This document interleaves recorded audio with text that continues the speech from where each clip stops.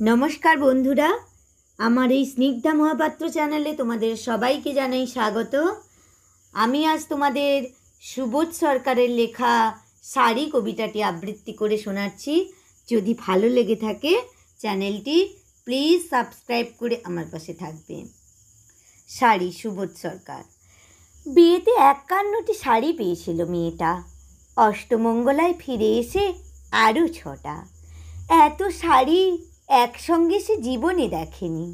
আলমারির প্রথম থাকে সে রাখল সব নীল শাড়িদের।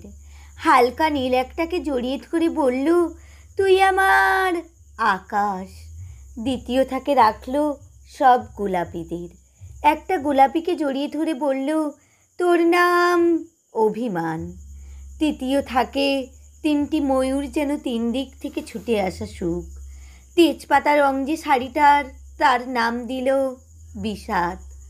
সারা বছর সে শুধু শাড়ি উপহার পেল। এত শাড়ি সে কি করে এক জীবনে পরবে?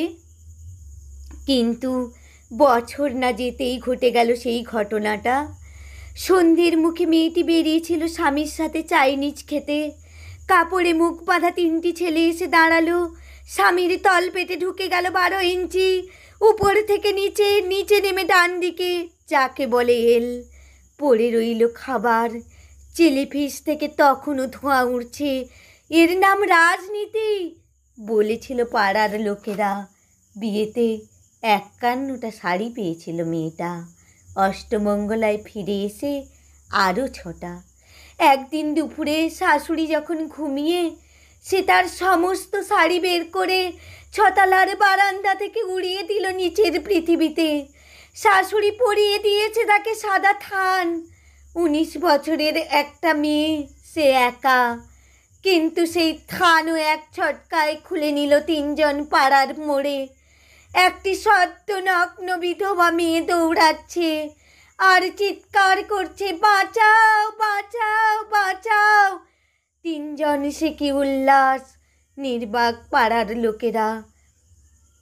বিয়েতে 51টা শাড়ি পেয়েছিল মেয়েটা, অষ্টমঙ্গলায় ফিরে এসে আরও 6টা। বিয়েতে 51টা শাড়ি পেয়েছিল মেয়েটা। নমস্কার, এখানে কবিতাটি শেষ করছি।